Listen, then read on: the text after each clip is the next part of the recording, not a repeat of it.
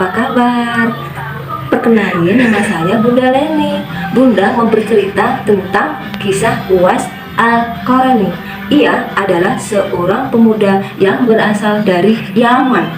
Beliau juga hidup di zaman Rasulullah Shallallahu Alaihi Wasallam. Namun Uwais tidak pernah bertemu sama Rasulullah. Karena saking taatnya sama orang tuanya, terutama ibu, karena dia sudah jadi anak yatim, ditinggal oleh ayahnya sejak kecil, ia tinggal bersama ibunya dan ia dijuluki sebagai dia sudah terkenal di penduduk langit karena ketaatannya kepada ibunya. Pada suatu hari, ibunya meminta kepada Uwais. Kata ibunya, "Uwais anakku." "Iya ibu, ada apa ibu?" "Uwais, umur ibu kan sudah nggak lama lagi. Ibu punya permintaan." "Apa ibu permintaan ibu? Kok ibu ngomongnya seperti itu?" "Ibu ingin naik haji ke tanah suci, Uwais. Bagaimana ya?" Seketika itu Uwais langsung terdiam sejenak sambil berpikir, "Iya ibu, akan saya usahakan supaya kita bisa berangkat ke tanah suci."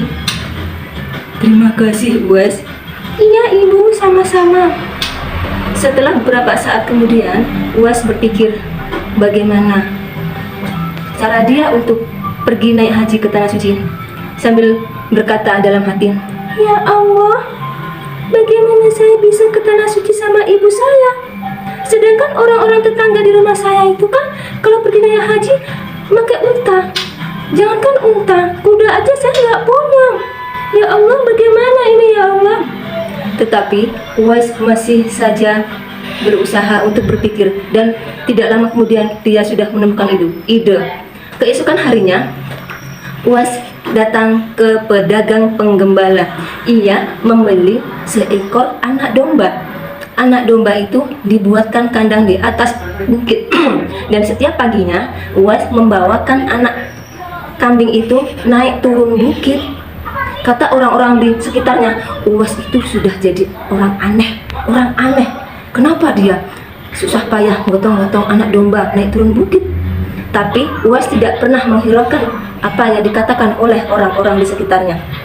Setelah beberapa bulan kemudian, yaitu 8 bulan, anak domba itu sudah memiliki berat badan 100 kg. Uwais merasa ototnya sudah kuat dan kekar untuk menggendong ibunya ke tanah suci. Tidak lama kemudian musim haji pun sudah tiba. Inilah kesempatan Uwais untuk membawa ibunya pergi ke tanah suci. Setelah sampai di tanah suci, Uwais berdoa kepada Allah, "Ya Allah, ampunilah segala dosa ibuku." Kata ibu Uwais, "Uwais, terus bagaimana dengan dosa-dosa kamu, Uwais?" "Ibu, seandainya dosa ibu sudah terhapus sama Allah dan ibu sudah masuk surga, ibu pun pasti meridai Uwais dan ridho ibu itulah yang akan membawa Uwais ke tanah suci." "Masya Allah anakku, kamu baik sekali, terima kasih anakku." Dengan seketika itu penyakit Uwais yang dideritanya sejak kecil sudah hilang, yaitu penyakit kusta. Tinggal di telapak tangannya yang sedikit masih membekas. Dan setelah kepergian haji mereka berdua, mereka memutuskan pulang kembali ke Yaman. Setelah di Yaman, beberapa saat kemudian Uwais pamit sama ibunya. Ibu, "Ada apa anakku?" "Ibu, aku rindu Rasulullah. Aku ingin bertemu dengan Rasulullah. Bagaimana ibu?" Dengan berat hati, ibunya mengizinkan Uwais. "Baiklah Uwais, kalau kamu mau ke tanah suci, tapi seperlunya ya. Setelah selesai urusan di sana, silakan kembali ke rumah." "Baik ibu, terima kasih ibu." Lalu kemudian ia menemukan sebuah rumah dan mengetuk pintu rumah itu. Dia ucap, "Assalamualaikum." Datanglah seseorang membukakan pintu sambil menjawab salam dari Uwais Al-Qarni. Lalu ia menanyakan siapa dia dan apa urusan dia datang ke sini. "Bolehkah saya bertemu dengan Rasulullah?" Aisyah radhiyallahu anha menjawab, "Maaf, kalau tidak bisa." menjawab. Aisyah radhiyallahu anha menjawab, kalau suaminya Nabi Muhammad Rasulullah SAW tidak berada di rumah, ia sedang memimpin peperangan dan tidak tahu kapan pulangnya, sebulan ataupun 2 bulan. Terus Uwais pun pamit untuk pulang kembali ke Yaman.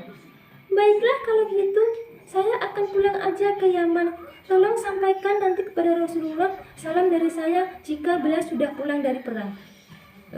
Aisyah radhiyallahu anha juga menjawab, katanya, iya nanti saya sampaikan mau disampaikan sama Rasulullah Shallallahu Alaihi Wasallam. Setelah sampai di rumah, Uwais dia menceritakan apa yang terjadi sama ia di Madinah. Tidak lama kemudian, beberapa saat kemudian, Aisyah radhiyallahu anha kedatangan Rasulullah. Ia menceritakan yang terjadi. Ia menceritakan bahwasannya ada sosok pemuda yang mencari Rasulullah Shallallahu Alaihi Wasallam, dan Rasulullah Shallallahu Alaihi Wasallam pun menjawab kalau ia adalah Uwais Al-Qarni. Uwais Al-Qarni adalah pemuda yang dikenal oleh penduduk langit karena ketaatannya pada ibunya. Tidak lama kemudian akhirnya Uwais Al-Qarni wafat, dan wafatnya Al-Qarni membuat gempar penduduk langit. Penduduk langit pun datang berbondong-bondong untuk ikut memakamkan Uwais Al-Qarni.